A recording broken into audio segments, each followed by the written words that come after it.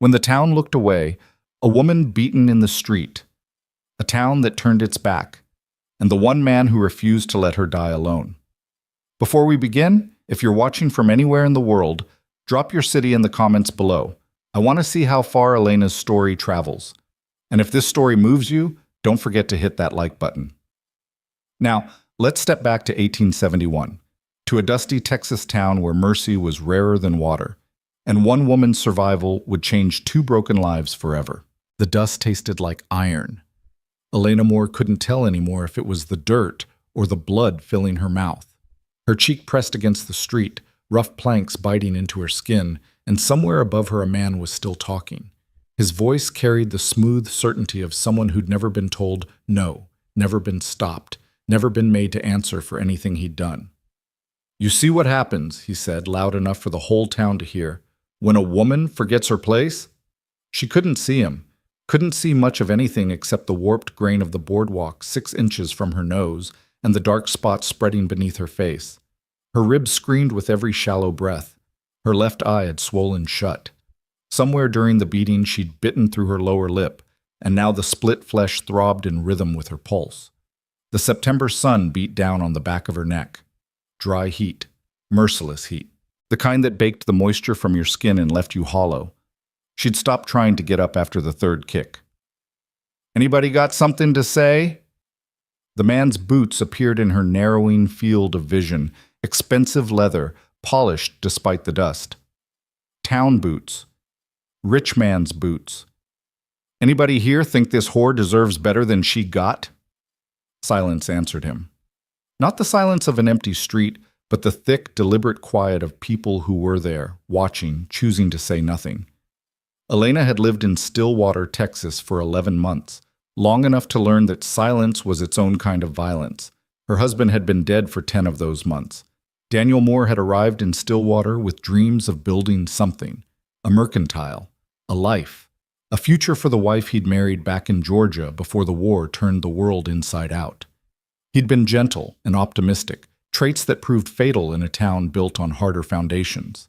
3 weeks after they'd opened their small dry goods store, he'd confronted the wrong men about a debt they owed. They'd beaten him in the street, much like they were beating Elena now, and left him with injuries that turned septic in the unforgiving heat. He'd died holding her hand, apologizing for bringing her to this place. The store had gone to creditors within a month. Everything they'd owned, sold off, or seized. Elena had been left with nothing but the clothes she wore and a town that looked at widows the way vultures looked at dying cattle, as something to be circled, waited out, and eventually picked clean. She'd tried to find work, tried sewing, laundry, cooking. But Stillwater wasn't the kind of place that made room for women without men to speak for them. The respectable families didn't want her near their homes. The saloon owners wanted her for things she wouldn't do. And the men with money and power, men like Clayton Voss, whose boots now stood inches from her bleeding face, they wanted her to understand that a woman alone was a woman who belonged to whoever took her first. She'd told him no. She'd told him no when he'd cornered her behind the general store. Told him no when he'd offered her money to keep him company in the rooms above the saloon he owned. Told him no when he'd grabbed her wrist and told her she didn't have a choice. And she'd slapped him when he'd tried to kiss her anyway. That had been 2 hours ago. He'd left her there that first time, his face red with rage and something darker, and she'd thought maybe that was the end of it. She'd been stupid enough to hope. But Clayton Voss didn't forgive. And Clayton Voss didn't forget. He'd found her an hour later, walking toward the boarding house where she'd been staying on credit she couldn't pay. He'd been with 3 other men, friends, employees, it didn't matter. They all wore the same expression of casual cruelty, the look of men about to do something terrible and knowing no one would stop them. She'd tried to run, hadn't made it 10 feet. They'd dragged her into the middle of Main Street in broad daylight, and Clayton Voss had made a spectacle of it. He'd announced her crimes to anyone within earshot, that she was a prostitute, a thief, that she'd tried to steal from him and then struck him when he'd confronted her. All lies, but lies delivered with the confidence of a man who knew his word outweighed hers 1,000 to 1. Then he'd hit her. The first blow had come open-handed across her face, hard enough to snap her head sideways and fill her mouth with blood. The second had been a fist to her stomach that folded her in half and sent her to her knees. After that, it had become a blur of boots and fists and pain, while Clayton Voss narrated her punishment like a preacher delivering a sermon. And the town had watched. She could feel them now, a presence at the edges of her fading consciousness. Shopkeepers in doorways, women clutching their children, cowboys leaning against hitching posts, all of them witnesses, all of them silent. "Get up," Clayton said above her. His voice had lost some of its theatrical quality. Now he just sounded annoyed, like she was a dog that wouldn't learn its lesson. "Get up so we can finish this proper." She didn't move. Couldn't move. Her body had stopped obeying her somewhere around the fourth or fifth kick to her ribs. "I said get up." A boot connected with her shoulder, rolling her partially onto her back. The sky wheeled above her, bleached white with heat and too bright to look at. She closed her good eye and waited for the next blow. It didn't come. Instead, she heard something new. The jingle of a bridle, the heavy footfall of a horse walking up the street, and then a voice, low and rough, shaped by years of dust and distance. "That's enough." The words cut through the hot air like a blade through fabric. Simple, absolute, the kind of statement that didn't invite discussion. Elena forced her eye open, squinting against the glare. A man sat on a big bay horse at the edge of the crowd, maybe 20 feet from where she lay bleeding in the dirt. He was tall in the saddle, broad-shouldered, wearing clothes that had seen hard use and harder country. His hat sat low on his brow, casting his face in shadow, but she could see his eyes, gray as winter sky and just as cold. He was looking at Clayton Voss the way a man might look at a snake he was deciding whether to shoot. Clayton turned, and Elena saw his expression shift. Irritation gave way to something more careful, more calculated. He knew this man, and whatever he knew, it made him think before he spoke. "This isn't your concern, Rowan." Rowan. The name meant nothing to Elena, but it clearly meant something to Clayton, and to the crowd. She felt the quality of the silence change, tension replacing indifference. "Seems like it is," the man called Rowan said. He hadn't raised his voice, but somehow it carried anyway. "Seems like you're beating a woman in the street and calling it justice." "This is town business, legal business." Clayton's hand had drifted to his belt, not quite touching the pistol holstered there, but close. "She's a thief and a whore, and she struck me, under territorial law. Under any law worth a damn, you're a coward and a liar." The crowd drew breath as one. Clayton's face went dark red. "You better watch your mouth, Rowan. You don't have the reputation you used to. You're just another rancher now, and not even a successful one. You've got no authority here." "Don't need authority to stop a beating." Rowan shifted slightly in his saddle, and the movement made his coat fall open just enough to reveal the revolver on his hip. "Not a threat exactly, just a fact. Don't need permission to call a thing what it is." "You making this your fight?" "Already is my fight." Rowan's gaze dropped to Elena for the first time, and something flickered in those cold eyes. Not pity, something harder than that. Recognition, maybe. The look of someone who'd seen this scene before and hated what it said about the world. "Soon as I rode into town and saw you kicking a woman half to death while grown men stood around watching." Clayton laughed, but it sounded forced. "So what? You gonna take her, make her your problem, if that's what it takes? She's nothing, Rowan. No family, no money, no use to anyone. You want to waste your time on a dead woman walking, that's your funeral." "Then we're done here." Rowan dismounted in one smooth motion, landing light despite his size. He crossed the space between them with the rolling gait of a man who'd spent more time on horseback than on foot, and he didn't stop until he stood between Clayton and Elena. "You got something else to say? Say it now. Otherwise, step back." For a long moment, Clayton didn't move. His hand hovered near his gun, and Elena could see him weighing his options, could see the calculations running behind his eyes, reputation, risk, witnesses. Finally, his hand dropped. "She's yours then. Your problem. Don't come crying when she steals from you or spreads her legs for someone with deeper pockets." "Get out of my sight," Rowan said quietly, "before I stop being polite." Clayton opened his mouth, thought better of it, and turned on his heel. His men followed, and the crowd began to disperse, quickly, quietly, like people who just remembered they had somewhere else to be. Within a minute, the street was empty except for Elena and the stranger standing over her.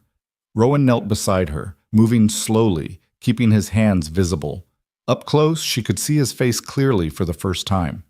He was older than she'd thought, maybe 40, maybe more. His face was weathered and hard, carved by sun and wind and years of living rough. A scar ran from his left eyebrow into his hairline. His jaw was dark with several days of stubble, but his eyes, when they met hers, held something she hadn't expected. Kindness. "Can you hear me?" he asked. She managed a small nod, the movement sending fresh spikes of pain through her skull. "Good. That's good." He pulled off his bandana and pressed it gently against the worst of the bleeding on her face. "I'm going to get you out of here, get you somewhere safe. Can you stand?" "Don't. No," she whispered. Her voice came out broken and raw. "That's all right. We'll figure it out." He slipped one arm under her shoulders, the other beneath her knees, and lifted her as easily as if she weighed nothing at all. "I've got you. You're going to be all right." She wanted to believe him, wanted to trust that kindness in his eyes, that certainty in his voice. But trust was a luxury she'd lost months ago, and belief had died with her husband in a rented room that stank of sickness and failure. "Why?" she managed to ask as he carried her toward his horse. "Why? Help me." Rowan looked down at her, and for just a moment, she saw something break through that weathered exterior. Something that looked like pain, like memory. "Because nobody helped someone I loved once," he said quietly, "and I've regretted it every day since." He settled her carefully onto his horse, then swung up behind her. His arm came around her waist, holding her steady against his chest, and she felt the solid warmth of him at her back. Felt safe for the first time in so long she'd almost forgotten what it felt like. "Where are you taking me?" she asked as he turned the horse away from town. "My ranch. It's about an hour's ride. You can rest there, heal there. And when you're ready, we'll figure out what comes next." "I can't pay you. Didn't ask you to." He nudged the horse into a slow walk, mindful of her injuries. "All I'm asking is that you hold on and don't die on me. Think you can do that?" She didn't answer, couldn't promise something she wasn't sure was in her power to give. But she leaned back against him and closed her eye and let herself be carried away from Stillwater, from the town that had watched her die, from the life that had beaten her down and left her bleeding in the dust. Behind them, the town grew smaller. Ahead, the hills rose brown and endless under the white-hot sky. And between them, a woman who'd lost everything and a man who'd stopped running from his ghosts rode toward something neither of them could yet name, but both of them desperately needed: a second chance. The ride passed in fragments. Elena drifted in and out of consciousness, aware of motion and heat and pain, but nothing solid enough to hold on to. Once, she surfaced enough to realize the sun had shifted, that they were climbing now into rougher country where the air smelled of cedar and dry grass. Another time, she felt water against her lips and drank without opening her eyes, trusting the hand that held the canteen. Mostly, she just hurt. Every jolt of the horse's gait sent fresh agony through her ribs. Her face throbbed, her head pounded, and beneath it all ran a deeper pain, the kind that couldn't be blamed on fists or boots. The pain of knowing she'd been alone in that street, that no one had cared, that if this man hadn't happened along, she would have died there and been forgotten before sunset. "Almost there," Rowan said at one point, his voice a low rumble against her back. "Just a little further." She didn't respond. Didn't have the strength. When they finally stopped, she felt him dismount and lift her down with the same careful strength he'd shown in town. She forced her eye open and saw a house, simple, sturdy, built from rough-cut timber with a wide porch and a stone chimney. Beyond it, a barn and several outbuildings. Corrals holding horses. The bones of a working ranch, though one that looked like it had seen better days. "I know it's not much," Rowan said, carrying her toward the house. "But it's solid. And it's safe." He pushed through the front door into a large main room that served as kitchen, dining area, and living space all in one. The furniture was plain but well made. Everything was clean but sparse, like a place where someone lived but didn't quite inhabit. He carried her to a bedroom off the main room and laid her on a narrow bed with surprising gentleness. "I'm going to check your injuries," he said, lighting a lamp against the gathering dusk. "Some of them are going to need tending. I'll be as careful as I can, but it's going to hurt. Already hurts, she managed. I know. I'm sorry. He pulled a chair next to the bed and sat, then began carefully examining her face. His hands were rough with calluses, but gentle in their touch, and his expression remained neutral as he catalogued the damage. Broken cheekbone, maybe. Your eyes swollen shut, but I don't think there's permanent damage. Split lip's going to heal on its own. Your ribs are the bigger problem. He moved his attention lower, carefully probing through her dress at the places where Clayton's boots had connected. Each touch made her gasp, but he didn't stop until he'd checked every injury. At least 2 broken ribs, he said finally. Maybe 3. Nothing I can do about those except wrap them tight and tell you not to move much for the next few weeks. They'll heal, but they'll hurt like hell while they do. Everything hurts, she whispered. I know. He stood and crossed to a cabinet, returning with clean cloth, a basin of water, and a bottle of whiskey. This is going to hurt worse, but we need to get you cleaned up and those ribs wrapped, or you're going to heal wrong. For the next hour, Elena existed in a haze of pain, punctuated by moments of sharp, brilliant agony.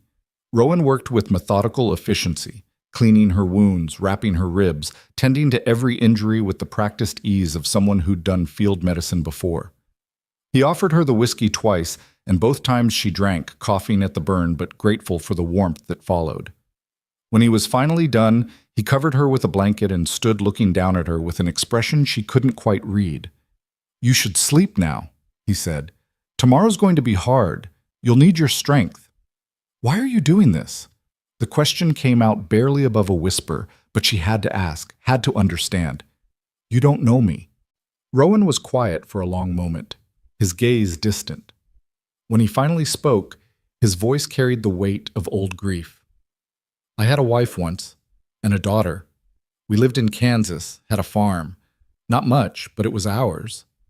He sat back down in the chair, his hands clasped between his knees. There was a man in town, wealthy, connected, mean as a snake. He wanted our land, made us our offers. We said no. One day he and his men came while I was out checking fences. When I got back, he stopped, his jaw working. They'd burned the house, killed them both. My wife, she tried to stop them, tried to protect our daughter. The whole town knew who'd done it. But he had money and friends and lawyers, and I was just a farmer with a temper and no proof. No one would testify. No one would help. He walked free. Elena felt tears on her cheeks, though she couldn't remember starting to cry. I hunted him for 3 years, Rowan continued, finally caught up to him in Colorado, put a bullet in him, and watched him die. Then I ran. Changed my name, came to Texas, bought this land with money I'd saved from before. Built this place thinking I could leave it all behind. But you can't outrun what you've done. Can't outrun what you've lost. He looked at her then, and she saw the truth of it in his eyes. The guilt, the rage, the hollowness that came from surviving when everyone you loved was gone.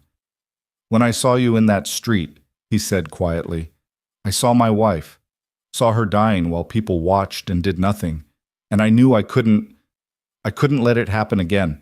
Couldn't be one of the people who looked away. I'm sorry, Elena whispered, for what happened to you. And I'm sorry for what happened to you.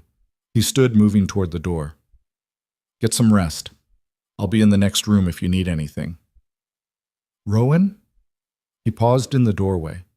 Thank you, she said, for stopping, for helping me, for seeing me. He nodded once, sharp and brief, then left the room and closed the door softly behind him. Elena lay in the darkness, listening to the unfamiliar sounds of the ranch settling around her. Somewhere outside, a horse nickered. Wind sighed through the eaves, and in the main room she could hear the creak of a chair as Rowan sat down, keeping watch. She should have been afraid, should have questioned his motives, doubted his kindness, prepared herself to run at the first sign of danger, but she was too tired for fear, too broken for doubt. So instead, she closed her eye and let sleep take her, and for the first time in months, she didn't dream of dying alone in the dust. Morning came with birdsong and the smell of coffee. Elena woke slowly, swimming up through layers of pain toward consciousness. Every part of her body screamed protest when she tried to move, and for a moment she couldn't remember where she was or how she'd gotten there. Then it came back. The beating, the stranger, the ride. She forced her eyes open, both of them this time, though the left was still swollen nearly shut, and found herself in the small bedroom, morning light filtering through simple curtains. Someone had left a glass of water on the table beside the bed, along with a clean dress that wasn't hers. The door was open, and she could see into the main room where Rowan stood at the stove, his back to her, cooking something that made her stomach clench with sudden hunger. She tried to sit up and immediately regretted it. The movement sent white-hot pain through her ribs, and she couldn't suppress a gasp. Rowan turned immediately, crossing the room in 3 long strides. "Easy," he said, his hands steadying her shoulders. "Don't try to move too fast. Those ribs need time." "I need to use the privy," she said, hating how weak her voice sounded. "I'll help you." He supported most of her weight as she stood, and together they made the slow, agonizing journey outside to the small building behind the house. He waited at a respectful distance, then helped her back inside and into a chair at the table. "How do you feel?" he asked, returning to the stove. "Like I was beaten in the street," she said, then added, "Sorry, that was honest." He glanced over his shoulder with something that might have been a smile. "And accurate. You're going to feel like hell for a while, but you're alive, and you're going to stay that way." He brought her a plate of eggs and bacon, along with fresh coffee. She ate slowly, each bite an exercise in pain management, but the food was good, and she was hungrier than she'd realized. "The dress," she said between bites. "Where did it come from?" "It was my wife's." He said it matter-of-factly, without emotion. "Been in a trunk for 8 years. Figured she'd want someone to get use out of it." Elena looked down at the simple cotton fabric. It was plain, practical, the kind of dress a frontier woman would wear for everyday work. "Thank you. I'll take care of it." "It's yours." Everything she had is just gathering dust anyway.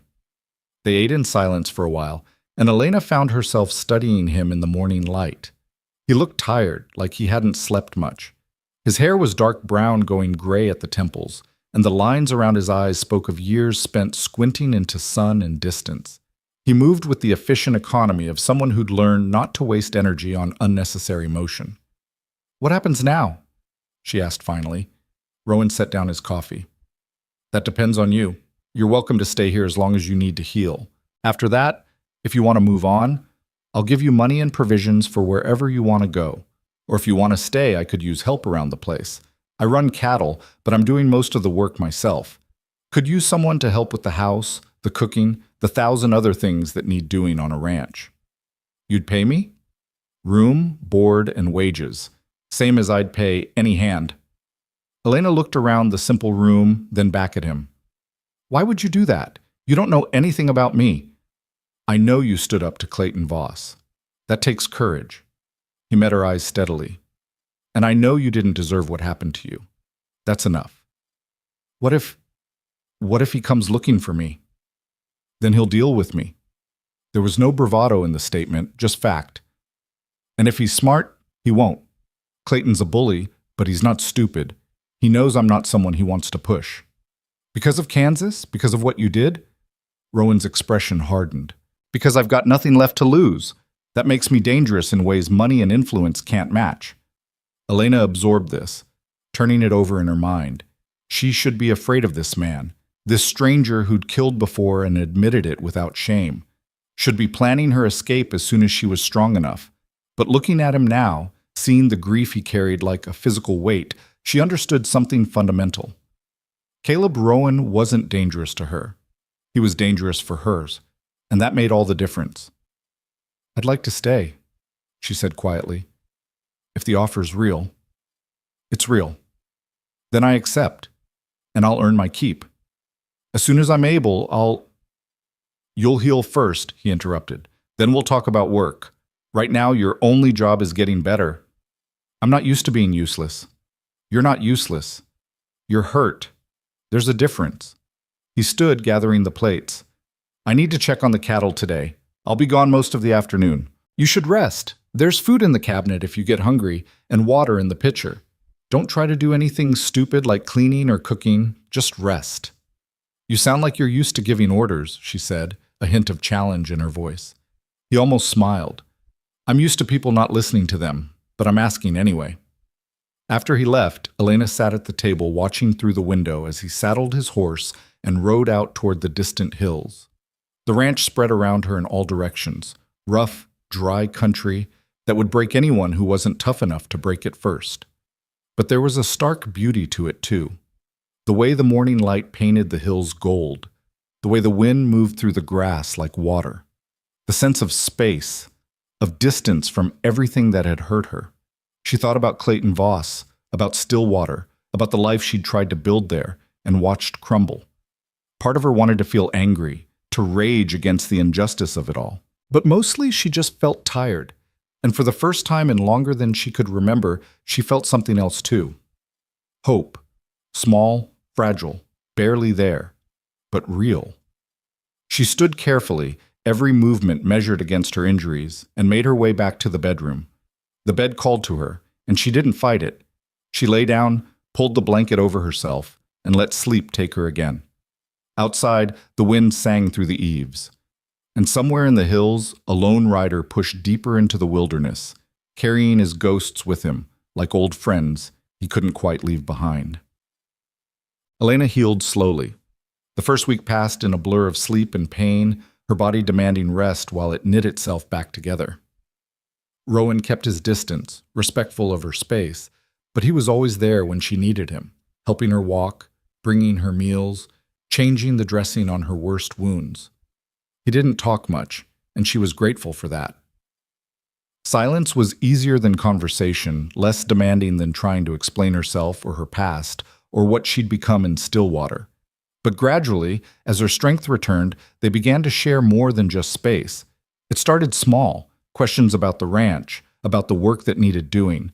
She learned that Rowan ran about 200 head of cattle on land that could have supported twice that many, that he did most of the work himself, riding fence line and checking water and moving the herd as the seasons demanded, that he'd built this place with his own hands, every board and beam and nail, trying to create something solid enough to hold back his grief. Why cattle? She asked one evening as they sat on the porch watching the sunset paint the hills purple and gold. Seemed like honest work, he said, something that needed doing, and cows don't care about your past or what you've done. They just care if you feed them and keep them safe. Is that what you wanted? Something that didn't care? He was quiet for a long moment. Maybe at first. Now, I don't know. Maybe I just wanted something I could keep alive. The honesty of it struck her. She thought about her own losses, her own failures, about Daniel dying in her arms, apologizing for dreams that had turned to dust, about the months after, when she'd tried so hard to survive and found nothing but closed doors and cruel hands. I couldn't keep anything alive either, she said softly. My husband, my marriage, even myself almost. But you're here now. That counts for something. Does it? Or am I just postponing the inevitable? Rowan turned to look at her, and his eyes held that same fierce certainty she'd seen in Stillwater. You survived something that should have killed you. That's not nothing. And what you do with that survival, that's up to you. But don't mistake staying alive for giving up. They're not the same thing. By the second week, Elena was strong enough to help around the house. She started small, washing dishes, sweeping floors, preparing simple meals. Rowan protested at first, but she insisted. You said I could earn my keep, she reminded him. Let me start earning it. You're still healing. I'm always going to be healing from something, she said. Might as well be useful while I do it. He relented, and she threw herself into the work with quiet determination. The house had been neglected, not dirty but lifeless, and she slowly began to bring warmth back into it. Curtains were washed and rehung. Floors were scrubbed. The kitchen was organized and stocked properly. Rowan watched these transformations with something like wonder, as if he'd forgotten a house could be more than just shelter. It's starting to look like a home, he said one afternoon, surprising her. It is a home, she corrected gently. It just needed someone to remember that. The third week brought the first real test. Elena had been hanging laundry on the line behind the house, moving carefully but with growing confidence when she heard horses approaching. Her hands stilled on the wet fabric, her heart suddenly hammering against her healing ribs. She'd been so focused on recovery, on the quiet rhythm of ranch life, that she'd almost let herself forget there was a world beyond these hills, a world that might come looking. She stepped around the corner of the house and saw 3 riders coming up the long drive. Not Clayton Voss. She would have recognized his expensive horse and arrogant bearing, but strangers were almost as dangerous out here, and she felt fear climb up her throat like bile. Rowan emerged from the barn, a shovel still in his hand. He didn't hurry, didn't show alarm, but Elena could see the way his body changed, the subtle shift in his posture, the alertness in his movements. He set the shovel against the barn wall, within easy reach, and walked out to meet the riders. Elena stayed where she was, half hidden by the house, watching. The lead rider was a large man with a sheriff's badge pinned to his vest. The other 2 wore no marks of authority, but they carried themselves like men comfortable with violence. Cowboys, maybe, or something harder. "Caleb Rowan," the sheriff said, reining in his horse. His voice carried easily across the yard. "Been a while." "Sheriff Marcus." Rowan's tone was neutral, neither friendly nor hostile. "What brings you out this way?" "Had some questions about a woman. Heard you took someone from Stillwater a couple weeks back." Elena's breath caught. "What's your interest?" Rowan asked. "Clayton Voss filed a complaint. Says you took a woman who stole from him. Says he wants her returned to face justice." "Clayton Voss is a liar." Rowan said it flatly, without heat. "The woman didn't steal anything. He beat her half to death in the street because she wouldn't spread her legs for him. I stopped him from finishing the job." Sheriff Marcus shifted in his saddle. "That your version?" "That's the truth. You want another version? Go ask the 50 people who stood and watched it happen." "Already did. Funny thing, nobody seems to remember it quite the way you tell it." "Funny thing about memory," Rowan said, "it gets real selective when a rich man's asking the questions." The sheriff's jaw tightened. "You always did have a mouth on you, Rowan. Got you in trouble before, as I recall." "I recall different. I recall getting in trouble for killing a man who needed killing. That still bother you?" "What bothers me is you thinking you're above the law. Law didn't help my wife. Law didn't help my daughter. Law stood aside and let them burn." Rowan's voice had gone cold, and Elena saw the sheriff's men shift nervously in their saddles. "So don't talk to me about law like it's something sacred. It's just another tool, and like any tool, it's only as good as the man using it. That's dangerous talk. It's honest talk. Now you going to tell me what you really want, or are we going to keep dancing?" Sheriff Marcus looked past Rowan toward the house, and Elena knew he'd spotted her. She forced herself to stand still, to meet his gaze without flinching. "That her?" he asked. "That's Elena Moore. She works for me."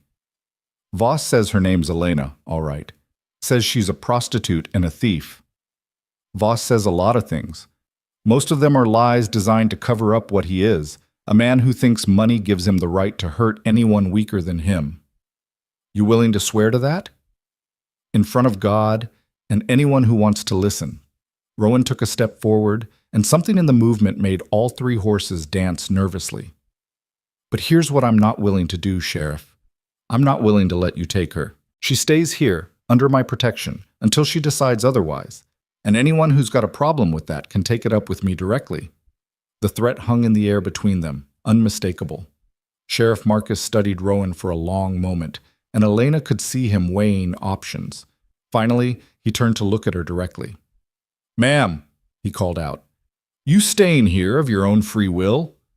Elena's throat was dry, but she found her voice. "Yes?" "He treating you right?" "Better than anyone in Stillwater ever did." The sheriff nodded slowly, then turned back to Rowan. "Voss isn't going to like this." "Don't much care what Voss likes. He's got friends, influence. He's got money and meanness. Neither one impresses me." "You're making an enemy, Rowan." "Wouldn't be the first time." Rowan's hand hadn't moved toward his gun, but the possibility hung there like smoke. "We done here, Sheriff?" Marcus gathered his reins. "For now, but I'll be back if there's more complaints." "You know where to find me." The 3 men turned their horses and rode out, and Elena watched them until they disappeared over the first hill. Only then did she realize she was shaking. Rowan walked back to where she stood, his expression unreadable. "You all right?" "I brought trouble to your door," she said. "I'm sorry." Trouble was already here, has been for 8 years. He looked at her steadily. "Question is, can you live with it? Because if Voss is making noise to the sheriff, he's not done with you, and that means he's not done with me either." "I could leave, go somewhere else, somewhere he wouldn't find me." "You could, or you could stay and let me handle it." "Why?" The word came out sharper than she intended. "Why would you do that? Risk everything for someone you barely know?" Rowan was quiet for a moment, his gaze distant. When he spoke, his voice was soft but certain. "Because you deserve better than running for the rest of your life. And because I'm tired of good people getting hurt while bad ones walk free. That's not a good enough reason to make an enemy of a man like Voss. It's the only reason that matters." He turned toward the barn, then paused. "You want to leave, Elena. I won't stop you. I'll give you money and a horse and supplies, and I'll wish you well. But if you stay, we do this together. No more apologizing. No more thinking you're a burden. You're not. You're someone who got dealt a bad hand and deserved better, and I can help with that, if you'll let me." She watched him walk away, her mind churning. Every instinct told her to run, to disappear before the situation got worse. She'd already lost one man to this country's casual cruelty. Watching another one die for her sake would be unbearable. But something else pushed back against that fear. Something that had been growing since the day Rowan lifted her from the dirt in Stillwater. The possibility that she didn't have to run anymore. That she could stand and fight with someone who actually gave a damn whether she lived or died. That night over dinner, she broke the silence between them. "I want to stay," she said, "but I need to know what I'm staying for. What happens if Voss comes here? What happens if he brings men?" Rowan set down his fork and looked at her directly. "Then we deal with it." "That's not an answer." "It's the only answer I've got." He leaned back in his chair. "I can't promise you safety, Elena. Can't promise this ends well. What I can promise is that I won't let anyone hurt you without going through me first. And I can promise that whatever comes, you won't face it alone. You're talking about killing. If it comes to that, yes. That doesn't frighten you?" His laugh was bitter. "Killing stopped frightening me in Kansas. What frightens me now is standing by and doing nothing while someone gets hurt. That's the devil I can't live with anymore." Elena absorbed this, the weight of it settling over her. "I don't want you to die for me. And I don't want you to die at all, so we'll just have to make sure neither of those things happen." She almost smiled. "You make it sound simple." "It is simple. Staying alive is the complicated part." The conversation ended there, but something had shifted between them. An understanding, unspoken but solid. They were in this together now, whatever this turned out to be. Over the following days, Elena threw herself into work with renewed purpose. She wasn't content just to keep house anymore. She wanted to understand the ranch, to learn how it functioned, to be useful in ways that went beyond cooking and cleaning. Rowan taught her to ride properly, patiently correcting her seat and her hands until she could handle a horse without fear. He showed her the boundaries of the property, the water sources, the places where the cattle liked to gather. He taught her to read weather and the color of the sky and the behavior of the animals, to know when a storm was coming before the first clouds appeared. "Why are you teaching me all this?" she asked one afternoon as they rode the fence line, checking for breaks. "Because you should know," he said simply. "This is your home now, same as mine. You should know how to take care of it." "You really mean that, don't you? That it's my home?" "I don't say things I don't mean." She was quiet for a moment, watching the way he sat his horse, easy and natural, like he'd been born to it. "Can I ask you something?" "Go ahead." "What was her name? Your wife?" Rowan's hands tightened on the reins, but he didn't look away. "Sarah. And our daughter was Emma. She was 6 when they died." "Tell me about them." He was silent for so long she thought he wouldn't answer. Then slowly he began to speak. "Sarah was strong. Stronger than me in most ways that mattered. She could outwork any man on the farm, but she never lost her gentleness, never let the hard country make her hard." His voice softened. "Emma looked just like her, same dark hair, same eyes. She used to follow me everywhere, asking questions about everything. Why do chickens have feathers? Where does the wind come from? Why is the sky blue? He paused. I didn't always have good answers, but I tried. What happened to the man who killed them? I told you, I found him, put a bullet through his heart. Do you regret it? No. The answer came without hesitation. I regret that I wasn't there to protect them. I regret that justice meant nothing to anyone but me, but I don't regret making him pay for what he did. Elena thought about Clayton Voss, about the beating, about the town that had watched and done nothing. Sometimes I think about going back there, to Stillwater, walking into that saloon and putting a bullet through him myself. Would it make you feel better? I don't know. Maybe. Or maybe it would just make you like him, turn you into someone who solves problems with violence. Like you did? Yes, he said quietly. Like I did. And I'm telling you, Elena, it doesn't fix anything. It doesn't bring anyone back. It doesn't make the pain go away. All it does is add more ghosts to the ones you already carry. Then what do? Just let him win? We survive. We build something better. We prove that people like him don't get to define who we are or what we become. He looked at her then, and his eyes were fierce. That's the only revenge that matters, living well despite what they did, becoming someone they couldn't break. They rode in silence after that, but Elena turned his words over in her mind, examining them from every angle. Part of her wanted to reject them, to hold on to her anger like a weapon. But another part, the part that was beginning to heal, recognized the truth in what he said. Surviving wasn't enough. She had to live. A week later, reality came calling again. Elena was in the garden behind the house, a small plot she'd started clearing, planning to plant vegetables before winter came, when she heard a horse approaching fast. She straightened, her hand going instinctively to the small knife she now carried at her belt, and saw a rider coming hard up the road. Not the sheriff this time. A younger man, lean and weathered, wearing the clothes of a working cowboy. He pulled up in front of the house just as Rowan came out, a rifle already in his hands. Caleb Rowan? The man called, breathing hard. That's me. Name's Tom Fletcher. I worked for the Circle D Ranch south of Stillwater. He dismounted, clearly exhausted. I rode all night to find you. What's happened? Fletcher glanced at Elena, then back to Rowan. Clayton Voss bought up the Circle D 3 days ago, paid twice what it was worth, then started firing anyone who wouldn't swear loyalty to him personally. I was one of the ones who refused. He took a shaky breath. Before I left, I overheard him talking with some men he brought in from New Mexico. Hard men, Rowan. The kind you hire when you want something done and don't care how dirty it gets. What did you hear? He's planning to come for you, and for her. Fletcher nodded toward Elena. Says he's going to make an example. Show the whole territory what happens to people who defy him. Rowan's expression didn't change, but Elena saw his knuckles whiten on the rifle. When? Soon, maybe a few days. He's gathering men first, making sure he has enough to get the job done. Fletcher met Rowan's eyes.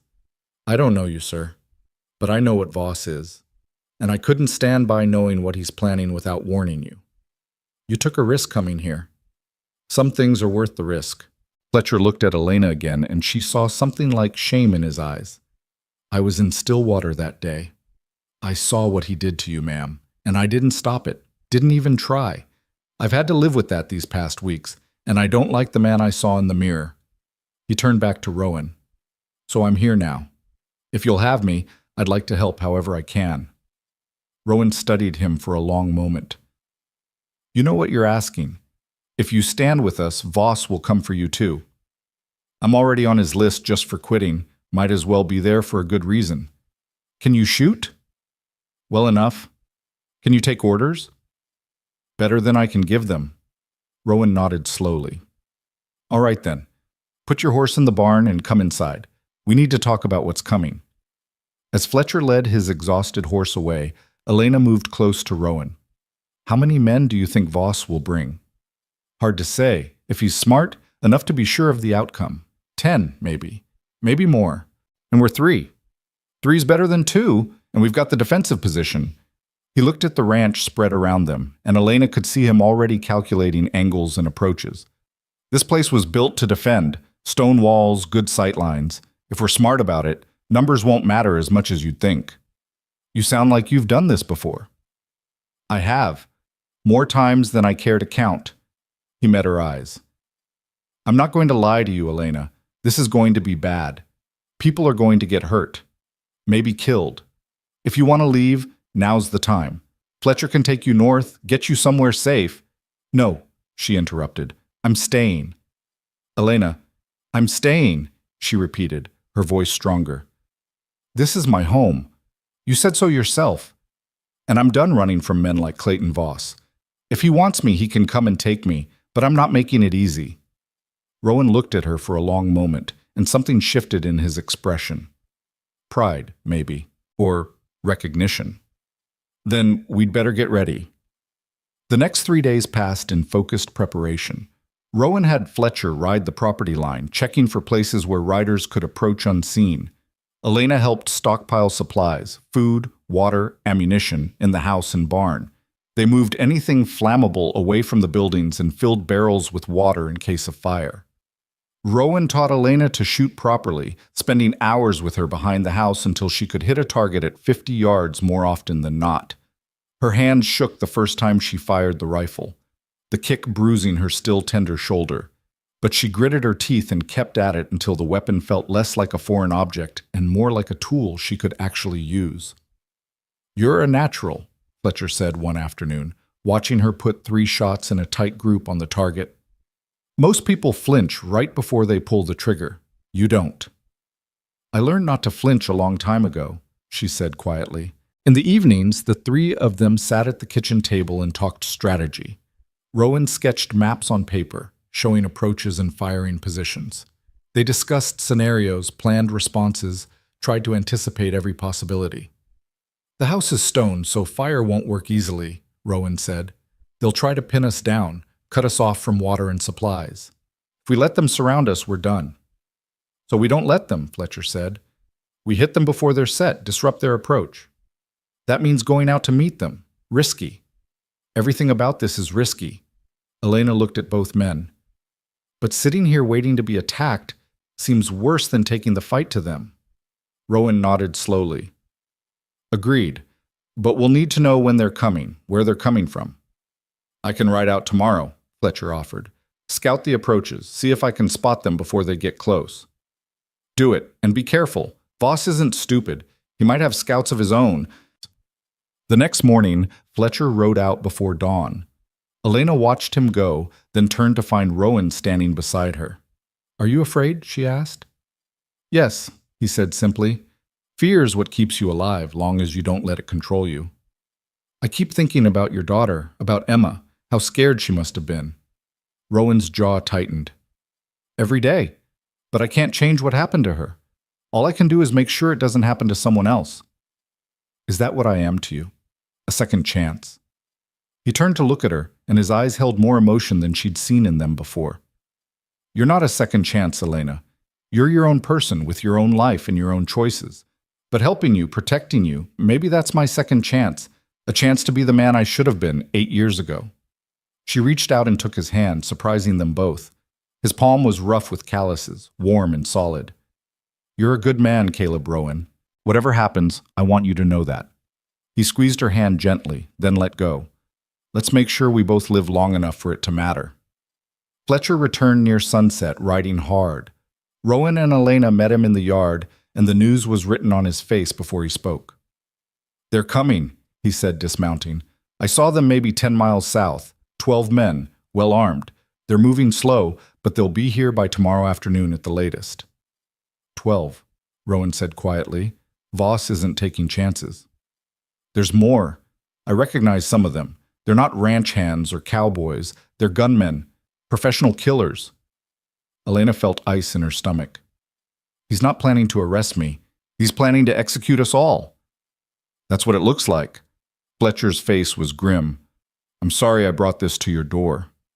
You didn't bring it, Rowan said. Voss did, and now we deal with it. He looked at both of them. Listen to me, both of you. What's coming tomorrow is going to test everything we are. You're going to be scared. You're going to want to run. But if we stand together, if we're smart and careful and brave, we have a chance. Not a good chance, maybe, but a chance. What's the plan? Elena asked. Rowan's smile was hard. We make them regret coming here. They spent that evening in careful preparation, speaking little, each lost in their own thoughts. Elena cleaned weapons and checked ammunition. Fletcher inspected the horses and prepared supplies for a possible retreat. Rowan walked the property one last time, committing every detail to memory. As full dark fell, they gathered in the house and barred the doors. No one suggested sleep. They sat at the table, a lamp burning low between them, and waited for dawn. At some point in the small hours, Elena spoke into the silence. If I don't get a chance to say it later, thank you, both of you, for seeing me as worth fighting for. You are worth fighting for, Fletcher said. I should have proven that weeks ago in Stillwater. I'm glad I get the chance now. Rowan said nothing, but he reached across the table and covered her hand with his own. And in that simple gesture, Elena felt more seen, more valued, more human than she had in all the months since Daniel died. Whatever tomorrow brought, she wouldn't face it alone. And somehow, that made all the difference. If you or someone you know is having a difficult time, free support is available. Find resources. Dawn came cold and clear, the sky bleeding from black to gray to pale gold. Elena stood at the window watching the light spread across the hills, her rifle resting against her shoulder. Behind her, Rowan and Fletcher moved through the house with quiet efficiency, checking weapons, positioning supplies, preparing for what was coming. She hadn't slept. None of them had. But exhaustion felt distant now, held at bay by the sharp clarity that came with knowing everything was about to change. Coffee's ready, Fletcher said, appearing at her elbow with a tin cup. The smell of it was strong and bitter, real cowboy coffee boiled hard enough to strip paint. Thank you. She took it, grateful for the warmth against her palms. How long do you think we have? Hour, maybe 2, depends on when they broke camp. He looked out the window beside her. Beautiful morning for what's coming. Is it always like this? This waiting? Worst part of any fight. Once it starts, instinct takes over. But the waiting, that's when your mind tries to kill you with all the things that could go wrong. Elena took a sip of coffee, letting the heat of it ground her. I'm not afraid of dying. Not anymore. I should have died in Stillwater. Everything since then has been borrowed time. That's a dangerous way to think. Maybe. But it's also freeing. Voss took everything from me except my life. And I've decided he doesn't get that either, not without a fight. Fletcher studied her with something like admiration. Rowan was right about you. You've got iron in you. I've got nothing left to lose. That's different than iron. Sometimes they look the same from the outside. Rowan joined them at the window, his own coffee in hand. In the growing light, Elena could see the lines of fatigue around his eyes, but also something harder. Battle readiness, maybe. The focus of a man who'd been here before and knew what it cost. I want you both to understand something, he said quietly. When they come, there's going to be a moment where you think we can't win, where the odds look impossible and running seems like the only choice. That's when men like Voss win, not because they're stronger, but because good people give up. He looked at each of them in turn. I need you to promise me you won't give up, no matter how bad it gets. I promise, Elena said immediately. Same, Fletcher added. We're in this to the end. Good. Rowan set down his cup. Then let's make sure that end isn't today. They took their positions as the sun climbed higher. Rowan placed Fletcher in the barn loft with a rifle, giving him a clear view of the main approach. Elena he stationed in the house at the front window, where the stone walls would provide the most protection. He himself took position on the porch, partially concealed behind a water trough he'd reinforced with extra planking. Remember what I taught you, he told Elena before taking his place. Breathe steady, aim center mass. Don't waste ammunition on shots you're not sure of. And if things go wrong, if they breach the house, you run out the back and you ride for town. You get to the federal marshal in Austin and you tell him what happened here. I'm not leaving you. You will if I tell you to. That's the deal, Elena. You follow my orders or this doesn't work. She wanted to argue, but she saw the steel in his eyes and knew he meant it. All right, but it won't come to that. No, he agreed. It won't. He squeezed her shoulder once, a brief touch of reassurance, then moved to his position, and they waited. The riders appeared just after 9, a dark line against the brown hills to the south. Elena counted them as they came closer. 12, just as Fletcher had said. They rode in a loose formation, confident and unhurried, men who knew they had the numbers and didn't expect serious resistance. Clayton Voss rode at the front, recognizable even at a distance by his expensive horse and the way he sat his saddle like a king surveying his domain. Seeing him again sent a jolt of pure rage through Elena's chest, so strong it made her hand shake on the rifle. "Steady," Rowan called softly from the porch. "Don't let him see he gets to you." Elena forced herself to breathe, to find the calm center Rowan had taught her during their practice sessions. The anger was still there, burning hot beneath her ribs, but she controlled it now instead of letting it control her. The riders stopped about 100 yards out, just beyond easy rifle range. Voss dismounted, handed his reins to one of his men, and walked forward alone. He stopped at what he probably thought was a safe distance and called out, "Caleb Rowan, I know you can hear me." Rowan stood slowly, keeping the water trough between himself and Voss. "I hear you." "Then you know why I'm here. Send out the woman and we'll settle this peacefully. No one needs to die today." "You're right about that. Turn around and ride back to Stillwater, and we can all go on living." Voss laughed, the sound carrying clear across the distance. "You always did have a sense of humor, but you're not in a position to make demands. I've got 12 men. You've got, what, you and maybe 1 or 2 others? Those aren't winning odds." "Depends on how you define winning. I'm planning to still be standing when this is over. Can you say the same?" "I can say I'm a patient man, but my patience has limits." Voss's voice hardened. "The woman is a criminal. She assaulted me, stole from me, and fled justice. I have every right to take her back to stand trial." "You have every right to go to hell," Rowan shot back. "Elena Moore stays here, under my protection, and anyone who tries to take her answers to me." Big words from a has-been killer hiding behind stone walls. Not hiding, waiting. There's a difference. Voss was quiet for a moment, and Elena could almost see him recalculating. "You really want to die for a woman you barely know? A woman who's nothing to you?" "She's more than nothing. She's someone who deserves better than what you did to her. And I'm someone who's done standing aside while men like you hurt people because you can." Noble. Stupid, but noble. Voss turned and walked back toward his men, calling over his shoulder. "Last chance, Rowan. Send her out, or we come in and take her." "Come ahead." Rowan's voice rang out hard and clear. "But you better bring more men."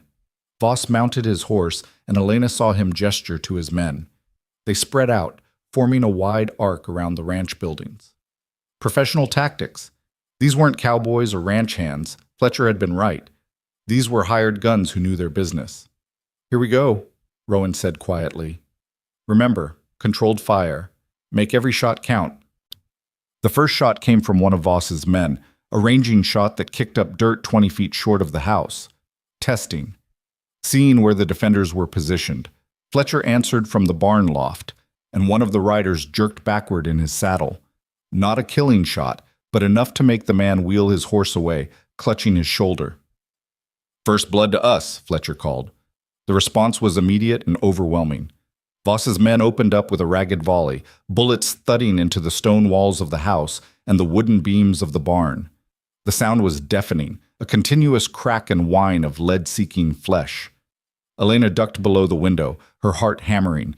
She'd been in the war, had heard gunfire before, but never directed at her, never with the specific intent to kill. The reality of it was different than any preparation could be, more viscous, more personal, more terrifyingly real. "Elena!" Rowan's voice cut through the noise. "Pick your targets. Don't waste ammunition!"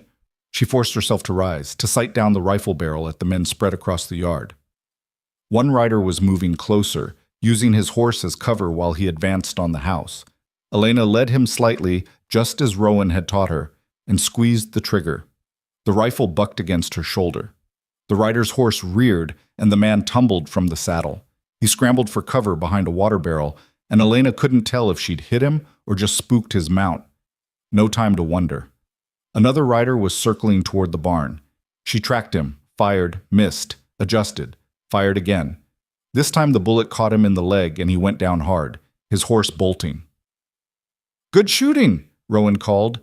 He fired twice in quick succession, and one of Voss's men dropped without a sound. The attack intensified. Voss's men had figured out the defensive positions now and were concentrating their fire, trying to pin down the defenders while others moved closer. Elena saw two men sprinting toward the barn, using the angle of the building to avoid Fletcher's field of fire. "Fletcher!" she screamed. "Two on your left!" His rifle barked twice and both men stumbled. One went down completely. The other made it to the barn wall, out of Fletcher's line of sight. "I've got one at the base," Fletcher yelled. "Can't get an angle." Rowan swore and shifted position, trying to draw a bead on the man. But moving exposed him, and bullets immediately chewed into the water trough, sending splinters flying. The man at the barn wall produced something from his coat, a bottle with a rag stuffed in the neck. Elena's blood went cold. Fire. They were going to burn them out. She didn't think, just acted. She stood, sighted, and fired in one smooth motion. The bottle exploded in the man's hand, kerosene splashing across him. He screamed and dropped, rolling in the dirt to extinguish flames that weren't yet burning. "Nice shot!" Rowan's approval was fierce, but they were being pushed back. Voss's remaining men, 8 now, maybe 9, had found cover and were maintaining steady fire. And they had patience. They didn't need to charge. They could just wait, pin down the defenders, and pick them off one by one. "We can't stay defensive," Fletcher called from the barn. "They'll just wear us down." Rowan knew it too. Elena could see the calculation in his eyes, the terrible arithmetic of siege warfare. "All right," he said finally. "We go to Plan B." "What's Plan B?" Elena asked. "We make them think they're winning." He explained quickly. They would cease fire, make it seem like they were conserved ammunition or pinned down. Wait for Voss's men to get confident and move closer, then hit them hard when they were exposed. "It's risky," Fletcher said. "If they rush us, then we're dead anyway. At least this way we control the engagement." Rowan looked at both of them. "On my signal, we stop shooting, no matter what. Let them think they've got us." The silence when they stopped firing was eerie.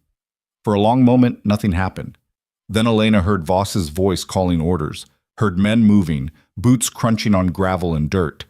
She pressed herself against the wall beside the window, rifle ready, and prayed this would work. Voss's men advanced cautiously at first, then with growing confidence when no shots came from the house or barn. Elena could see them through the window, 4 men moving toward the house, 3 toward the barn, spread out but exposed. "Now!" Rowan shouted. All 3 defenders opened fire at once. At close range against exposed targets, the effect was devastating.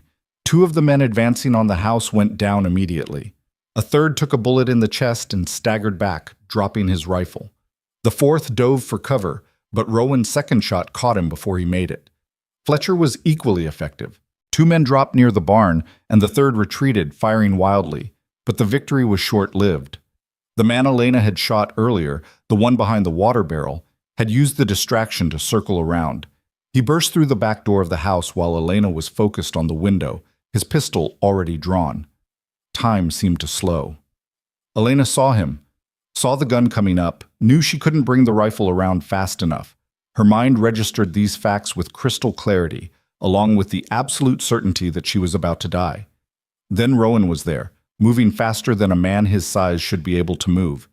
He hit the gunman from the side, driving him into the wall. The pistol discharged, deafening in the enclosed space, the bullet plowing into the ceiling. They went down together, a tangle of limbs and violence. The gunman was younger, faster, but Rowan fought with the desperate savagery of a man defending something he couldn't afford to lose. He got his hands on the man's throat and squeezed, his face a mask of controlled fury. The gunman clawed at Rowan's eyes, his face going purple.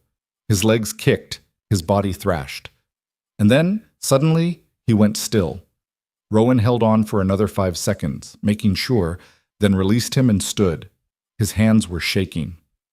"You all right?" Elena asked, her voice not quite steady. "Yeah." He picked up the dead man's pistol and handed it to her. "Keep this, just in case." Outside, the shooting had stopped. Elena moved cautiously to the window and saw the remaining men, only 3 now, retreating toward their horses. Voss was screaming at them, trying to rally them, but the fight had gone out of them. They'd come expecting easy prey and found wolves instead. "They're running," Fletcher called from the barn. "Let them go," Rowan ordered. "We've made our point." But Voss wasn't running. He sat his horse at the edge of the property, staring at the house with an expression of pure hatred. Even at this distance, Elena could feel the malevolence radiating from him. "This isn't over, Rowan," he shouted. "You hear me? This isn't over." "It is for today," Rowan called back. "And if you're smart, it's over for good. Next time I won't let you leave." Voss wheeled his horse and galloped after his men, and within minutes they were gone, leaving 6 bodies in the yard and silence in their wake. Elena's legs went weak. She sat down hard on the floor, the pistol slipping from her nerveless fingers.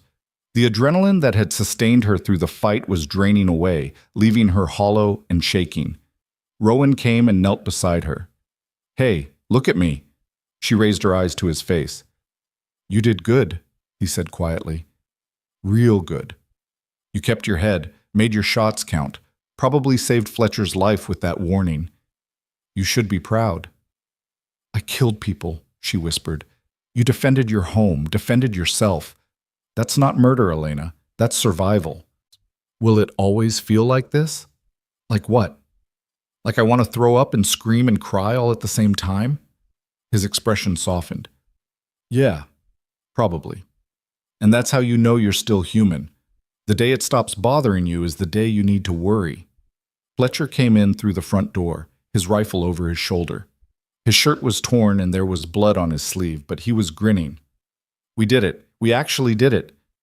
"We survived the first round," Rowan corrected, but Voss meant what he said. "This isn't over." "So what do we do?" Rowan stood, his jaw set. "We take the fight to him. We end this before he can come back with more men and more firepower."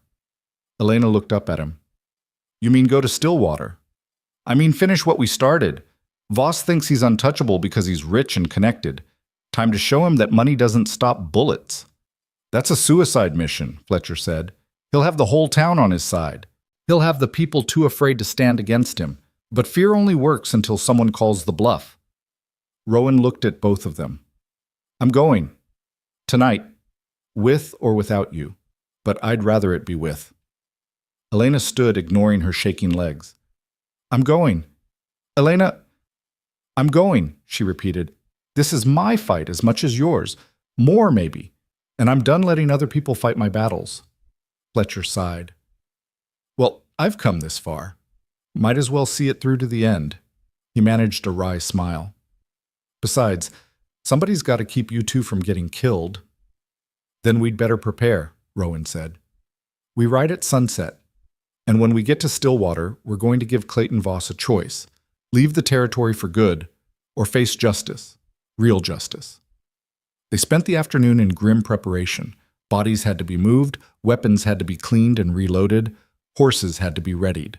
The work was hard and necessary, and it kept Elena's mind from dwelling too much on what they were about to do. As the sun began its descent toward the western hills, painting the sky in shades of blood and gold, the 3 of them stood in the yard and looked at each other. "Last chance to back out," Rowan said. "Not a chance," Elena replied. Fletcher just shook his head and checked his pistol. "All right then." Rowan swung into his saddle and Elena and Fletcher did the same. "Let's go finish this." They rode out as the light failed, 3 figures against the gathering dark, heading toward a town that had turned its back on justice and a man who thought himself above consequence. Behind them, the ranch stood silent and strong, a testament to what could be built when people refused to surrender to cruelty. Ahead, Stillwater waited. And before the night was through, one way or another, accounts would be settled. The ride to Stillwater took them 3 hours through rough country, following old cattle trails that skirted the main road. Rowan set a hard pace, pushing them towards something that felt inevitable now, like a storm that had been building since the day he'd pulled Elena from the dirt. They didn't talk much. There wasn't much to say. Each of them knew what they were riding into, knew the odds weren't good. But sometimes the right thing to do wasn't the safe thing, and they'd all made their peace with that. The moon was high when they finally saw the lights of Stillwater spread across the valley below them. From this distance, it looked almost peaceful, just another frontier town trying to scratch out existence from hard ground. But Elena knew better now. Knew that beneath the lamplit windows and the sounds of pianos from the saloons, there was rot. The kind that came from good people choosing comfort over courage, silence over truth. Voss will be at his saloon, Rowan said, studying the town. The Lucky Diamond, right? That's right, Elena confirmed. 2 stories, sits on the corner of Main and 3rd. He's got rooms upstairs where he conducts his business. Probably where his men are too, the ones who made it back. Fletcher shifted in his saddle.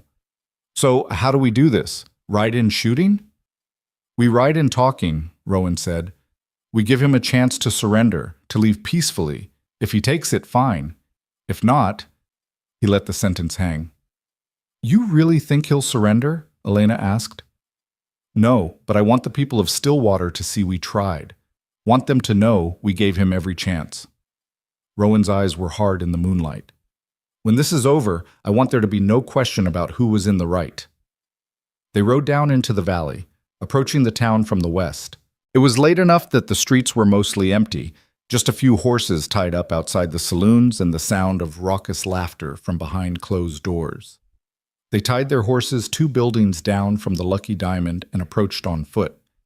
Through the windows, Elena could see men drinking, playing cards, the usual business of a frontier saloon.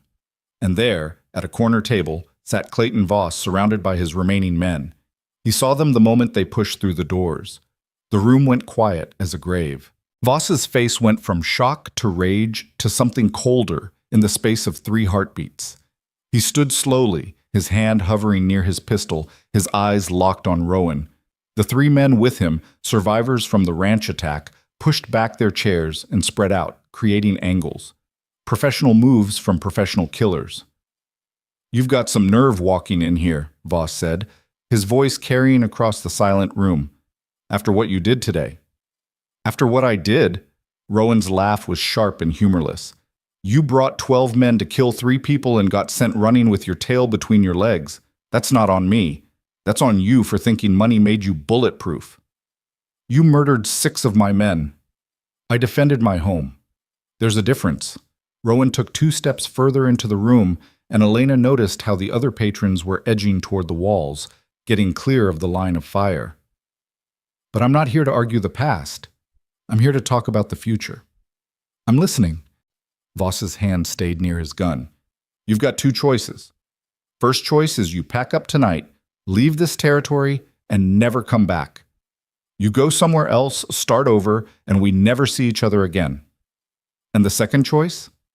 I kill you right here and let the law sort out who was in the right. The room seemed to hold its breath.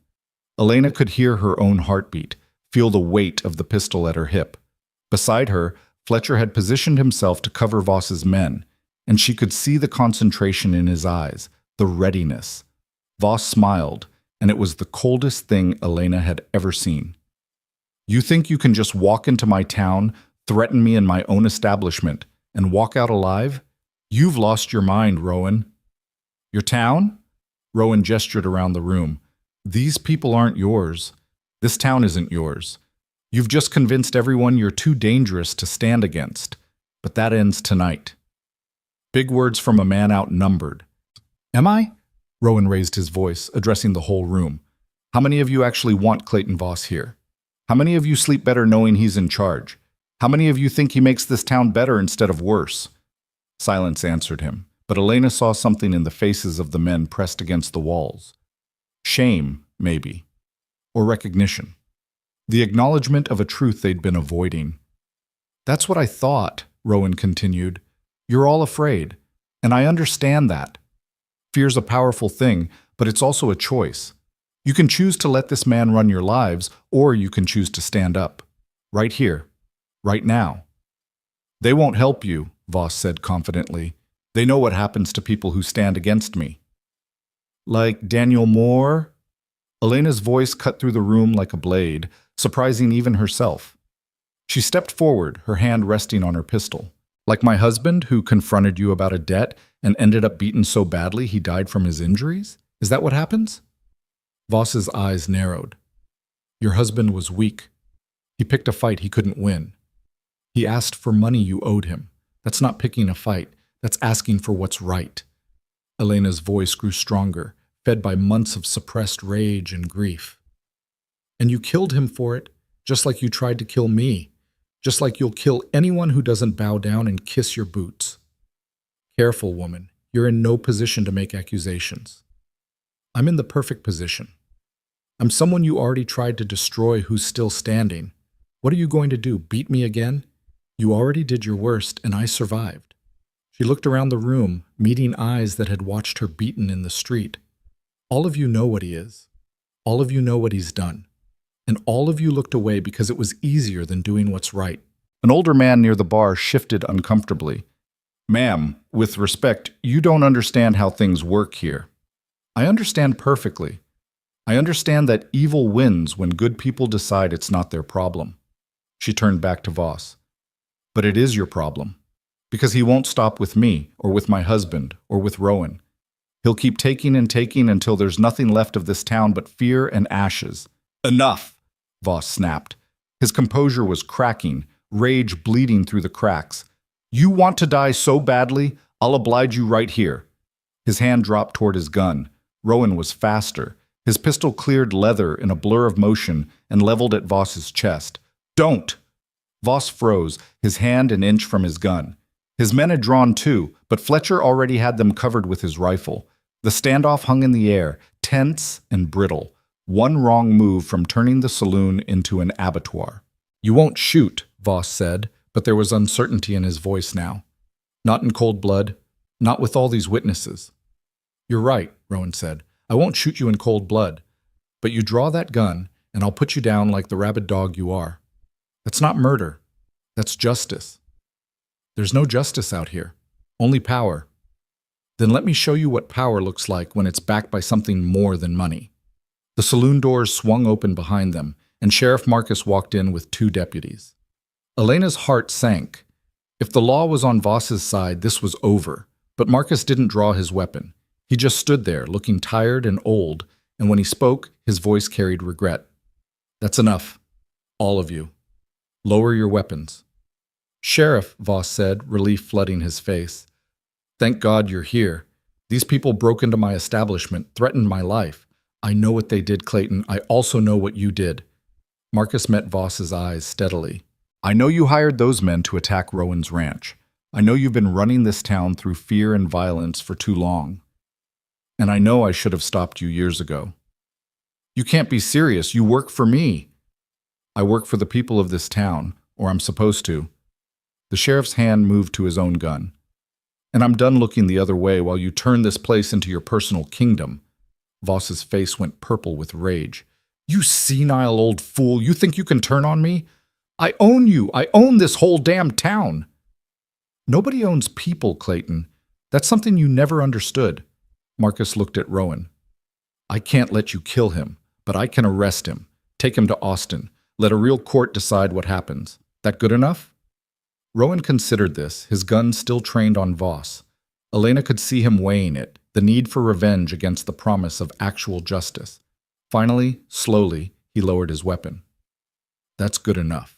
Long as he stands trial for everything he's done. He will! You have my word! Marcus gestured to his deputies. Take him. You're making a mistake, Voss snarled as the deputies moved toward him. All of you. I have lawyers, connections, money. I'll be out in a week, and when I am, every single person in this room is going to pay. Maybe, Marcus said, but at least we'll know we tried to do the right thing. That's more than we could say before. Voss's men had lowered their guns, seeing which way the wind was blowing. They didn't owe Voss loyalty, just money. And money didn't spend well when you were dead. As the deputies approached, Voss made his move. He was fast for a man his size, faster than anyone expected. His gun cleared leather and swung toward Elena, murder in his eyes. If he was going down, he was taking her with him. Rowan fired. The shot was clean, precise, the bullet taking Voss through the right shoulder and spinning him around. His gun clattered to the floor, and he went down hard, clutching his bleeding shoulder and screaming curses. He drew on her, Rowan said calmly, holstering his pistol. Everyone saw it. We did, Marcus confirmed. Self-defense, clear as day. He looked down at Voss writhing on the floor. Get him to the doctor, then into a cell, and this time we do things by the book. As the deputies hauled Voss to his feet and dragged him toward the door, he locked eyes with Elena one last time. She met his gaze without flinching, and she saw something shift in his expression. The recognition that he'd lost, that she'd beaten him not by being stronger or richer or more connected, but by refusing to be destroyed. When he was gone, the tension in the room broke like a fever. Men started breathing again, talking in low voices, processing what they'd just witnessed. Marcus approached their group, and Elena could see the weight of shame on his shoulders. I owe all of you an apology. Especially you, Mrs. Moore. I should have stood up for you weeks ago. Should have stood up for a lot of people over the years. I let fear make me a coward, and people got hurt because of it. Why now? Elena asked. What changed? Tom Fletcher rode through town this morning, told me what Voss was planning. Told me if I didn't do something, there'd be blood on my hands I could never wash off. He glanced at Fletcher. He was right. I've got enough regrets already. Didn't need more. Fletcher nodded acknowledgement, saying nothing. What happens now? Rowan asked. Now we rebuild. Try to make this town into something better than what it's been. Marcus looked around at the watching faces. And that starts with everyone here. You all stood by while Voss ran roughshod over decent people. You all looked away when you should have looked closer. That can't happen anymore. We've got to be better. All of us. An older woman Elena recognized from the general store spoke up, her voice trembling. We were afraid. He had power, money, men with guns. I know, Marcus said gently, and I'm not saying it was easy to stand against him, but that doesn't make it right that we didn't. We let fear turn us into bystanders to cruelty, and we can't let that happen again. The room was quiet, people absorbing this truth and their part in it. Rowan touched Elena's elbow. We should go. Let them sort this out. But before they could leave, a young woman pushed through the crowd, Mary Alice Chen, who ran the boarding house where Elena had stayed. Mrs. Moore, wait. I need to say something. Elena turned, and Mary Alice's eyes were bright with unshed tears. I'm sorry, the young woman said. I'm so sorry. When you needed help, when you needed a place to stay, I turned you away because I was afraid of what Voss might do if he found out. I chose my own safety over doing what was right, and I've hated myself for it every day since. You weren't the only one, Elena said quietly. This whole town made that choice. But that doesn't make it right. And I want you to know, if you ever need anything, if you ever need help or a place to stay, or just someone to talk to, my door is open. That's a promise. Others spoke up then, offering similar apologies and assurances. The butcher who'd refused her credit, the seamstress who'd turned away her business, the minister who'd suggested she leave town for everyone's peace of mind. They all carried shame, and they all wanted absolution. Elena listened to them, and she felt something unexpected rising in her chest. Not forgiveness, exactly. It was too soon for that, the wounds too fresh. But maybe the beginning of understanding. They were human, flawed and frightened, and they'd made the wrong choices. But they were trying to acknowledge that now, trying to do better. Thank you, she said finally. All of you. I appreciate the apologies, and I hope you mean what you're saying about change, because words are easy. It's the doing that's hard. We'll do better, the minister said. Starting now, starting with making sure justice actually happens this time. Marcus nodded. I'll personally escort Voss to Austin tomorrow. Make sure he stands trial for everything, your husband's death, the assault on you, the attack on Rowan's ranch, all of it. See that you do, Rowan said. His voice was hard but not unkind. Because if he walks, if he comes back here, then all this talk about change and justice won't mean a damn thing. He won't walk. Not this time, Marcus extended his hand. You have my word. Rowan shook it, a gesture of tentative trust, then turned to Elena and Fletcher. Come on, let's go home. They walked out into the night, and Elena felt the cool air on her face like a blessing. Behind them, the saloon had erupted in conversation, people talking over each other, trying to make sense of what had happened and what it meant. But Elena wasn't thinking about them anymore. She was thinking about the ranch waiting in the hills, about the life she was building there, about the man who'd stepped into the street when everyone else had looked away. They rode most of the way in silence, each lost in their own thoughts. It was Fletcher who finally spoke, his voice carrying a note of wonder. Did we actually do it? Did we actually win? We survived, Rowan corrected. Whether we won depends on what happens next, on whether that town actually changes, whether Voss actually faces justice. But you gave them the chance, Elena said. You could have killed him, could have made it simple and final, but you gave them the chance to do the right thing. Yeah, well, we'll see if they take it. Rowan's voice was gruff, but Elena heard something softer underneath. Hope. Maybe. Or at least the possibility of it. When they finally reached the ranch, the sky was beginning to lighten in the east, that deep blue that came before dawn. They unsaddled the horses in weary silence, and Fletcher headed for the barn. I'll take the loft again tonight, he said. If that's all right, don't quite trust that this is over yet. Good idea, Rowan agreed. We'll spell each other. 4-hour watches until we know Voss is actually in custody. After Fletcher left, Elena and Rowan stood in the yard, watching the stars fade. She was exhausted, running on nothing but adrenaline and willpower, but she didn't want to go inside yet, didn't want this moment to end.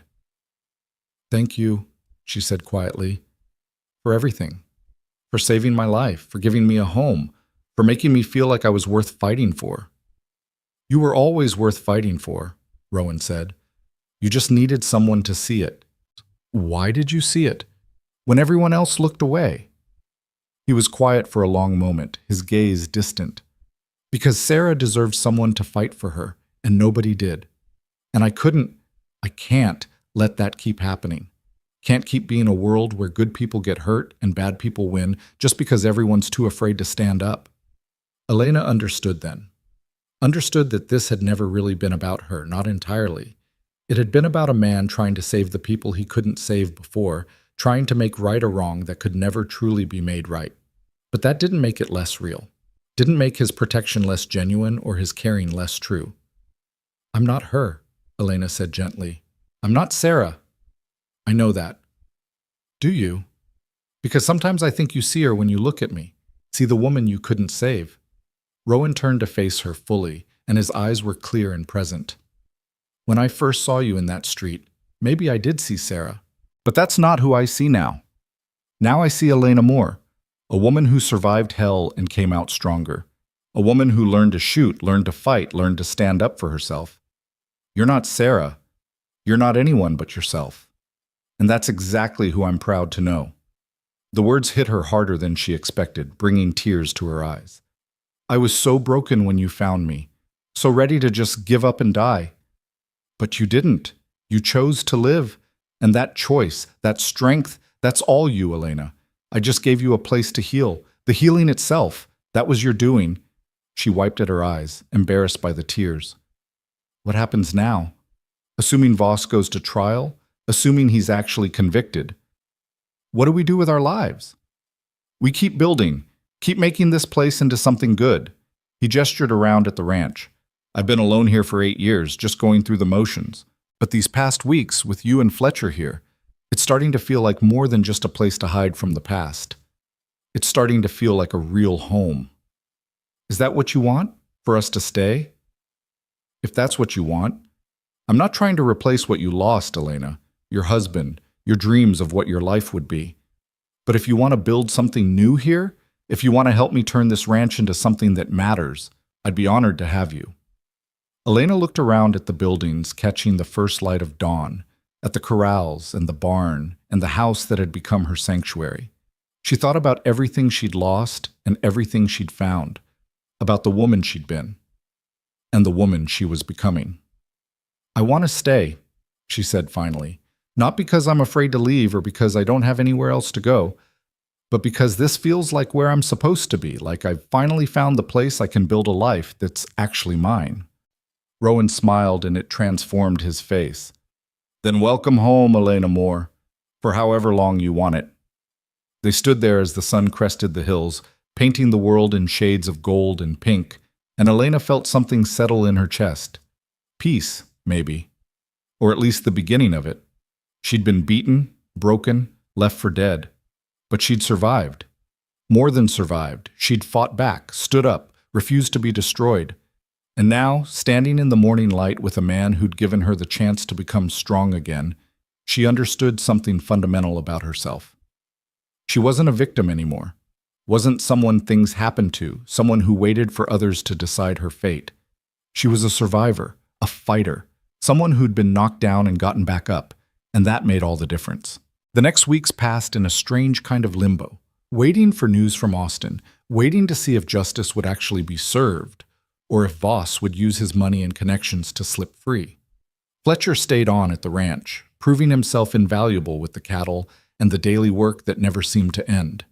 The three of them fell into an easy rhythm, each contributing what they could, building something together that felt solid and real. Word came from Sheriff Marcus after 10 days.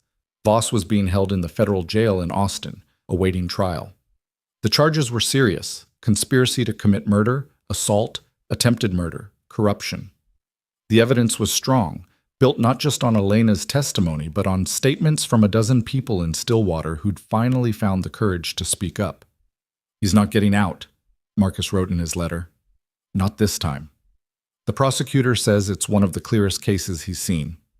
Voss made too many enemies, hurt too many people. His money can't save him now." Elena read the letter 3 times, hardly daring to believe it. After so long living in fear, after months of looking over her shoulder and waiting for the other shoe to drop, the idea of actual justice seemed almost impossible. "Do you think it's real?" she asked Rowan that evening as they sat on the porch watching the sunset.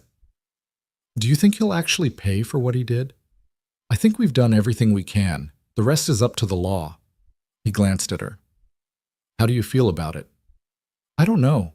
Part of me wants to feel satisfied, vindicated, but mostly I just feel tired. Like I've been carrying a weight for so long that even putting it down doesn't feel real yet. Give it time. Healing doesn't happen all at once." She knew he was right, knew that the scars Voss had left, both physical and emotional, would take time to fade, but she also knew something else now, something important. She was going to be all right. Not today, maybe, not tomorrow, but eventually, in time, she would heal. And when she did, she would be stronger for having survived. That night, she dreamed of Daniel for the first time in weeks. But instead of the dying man in the rented room, she saw him as he'd been when they first met, young and hopeful, full of dreams about the future. He was smiling at her, and when he spoke, his voice was gentle. "You're going to be all right," he said. "You're going to build something good. I'm proud of you, Elena. So proud." She woke with tears on her face, but peace in her heart. Daniel was gone, and that would always hurt. But she was still here, still living, still building, still becoming, and that was enough. 6 weeks after the confrontation in Stillwater, a rider came up the road carrying an official envelope sealed with the territorial court's stamp. Elena was in the garden when she saw him, her hands dirty from planting winter vegetables, and her heart kicked hard against her ribs. This was it. Whatever justice looked like, it was in that envelope. Rowan emerged from the barn as the courier dismounted, and Fletcher came down from the north pasture where he'd been mending fence. The 3 of them stood together as Rowan broke the seal and read the letter, his face unreadable. "Well?" Elena finally asked when she couldn't stand the silence anymore. Rowan looked up, and there was something fierce and satisfied in his eyes. "Guilty. On all counts.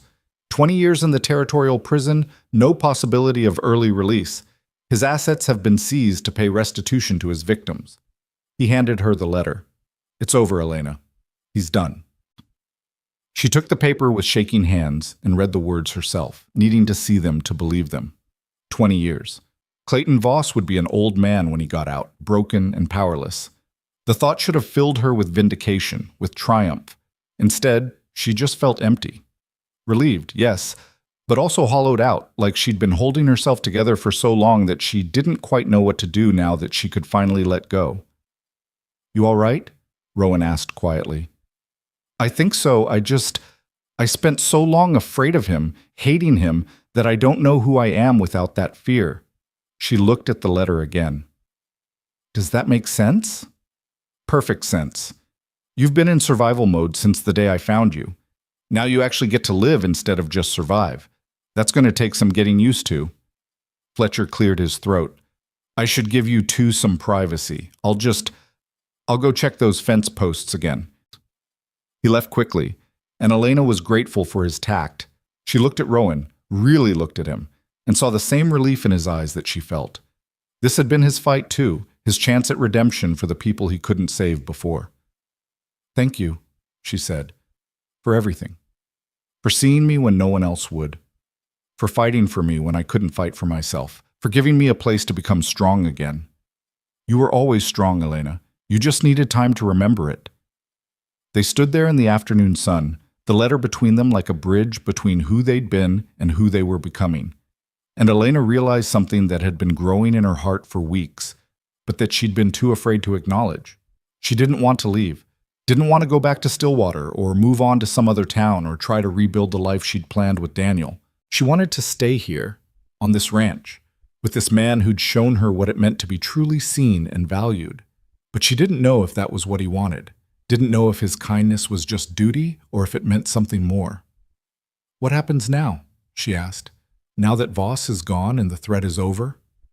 Rowan was quiet for a moment, and she could see him choosing his words carefully. That depends on what you want. You're free now, Elena. Free to go anywhere, do anything, build whatever life you want for yourself. And if what I want is to stay here? His eyes met hers, and she saw hope flicker there. Then I'd be grateful to have you. This place, it's been just a house for 8 years, but with you here, it started to feel like a home again. Just as a housekeeper? The question came out before she could stop it, bold and vulnerable at once. Rowan stepped closer, and when he spoke, his voice was rough with emotion. You know it's more than that. Has been for a while now. I tried to keep it professional, tried not to let myself feel things I had no right to feel. You'd been through hell, and the last thing you needed was some broken-down rancher making things complicated. What if I want complicated? Do you? Because I need you to be sure, Elena. I'm not an easy man. I've got ghosts that won't ever fully leave me alone, and I've done things I can't take back. If you stay, if this becomes something more, I need you to know what you're getting into. She reached out and took his hand, feeling the calluses on his palm, the strength in his fingers. I know exactly what I'm getting into. I'm getting a man who saved my life when he didn't have to. Who taught me to be strong again, who made me feel like I was worth something when the whole world had told me I wasn't. That's what I'm getting into, Caleb. And I want it, if you do. He looked at her for a long moment, and she saw the war happening behind his eyes. The fear of moving on, of betraying his first family's memory by finding happiness again. The guilt of surviving when they hadn't. The terror of opening himself up to loss one more time. Then something shifted. A decision made. A door opened. I do, he said quietly.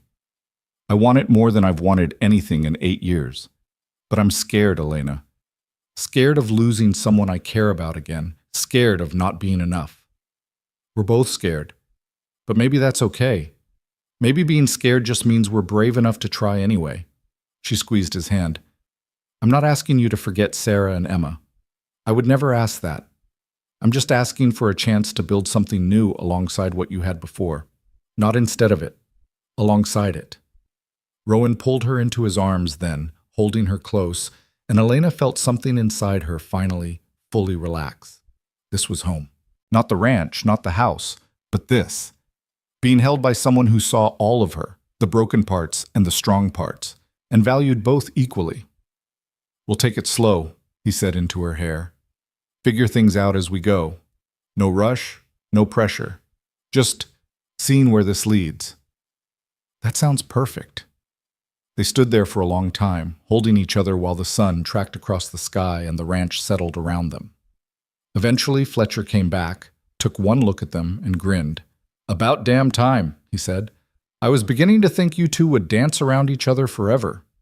Rowan laughed, actually laughed, and the sound of it was like sunlight breaking through clouds. That obvious? To everyone but you two, apparently. Fletcher shook his head. So what's the plan now? Do I need to start building a second house for my old bachelor self? You're not going anywhere, Elena said firmly. This ranch needs 3 people to run it properly, and you're part of this now. Part of this family. The word hung in the air, family. It was a bold claim, maybe too bold. But looking at these 2 men, the ones who'd stood with her when the world fell apart, Elena knew it was true. They were her family now, cobbled together from loss and survival and the determination to build something better. Family, Fletcher repeated softly, and his eyes were bright. I like the sound of that. The weeks that followed were some of the best of Elena's life.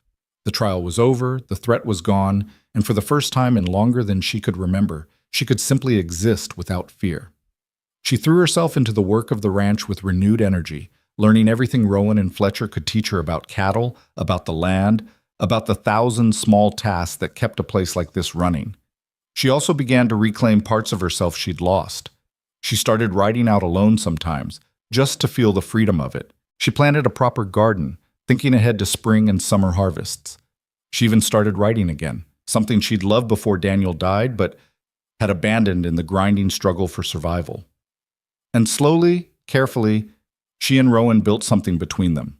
It wasn't rushed or dramatic. There were no grand declarations or sweeping gestures. Instead, it was built in quiet moments, hands touching as they passed tools, conversations that stretched late into the night, the comfortable silence of 2 people who didn't need words to understand each other. One evening, about 3 months after the trial, they were sitting on the porch watching the stars come out when Rowan reached over and took her hand. I've been thinking, he said, about the future, about what I want this place to become.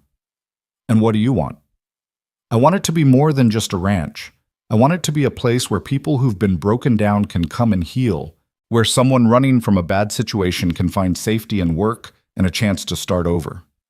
He looked at her. The way you did? Elena felt her throat tighten. That's a beautiful idea. I can't do it alone. Would take both of us, all 3 of us really, to make it work. But I think it matters. I think maybe that's what this place was always supposed to be, and I was just too caught up in my own grief to see it. Then let's do it. Let's build that.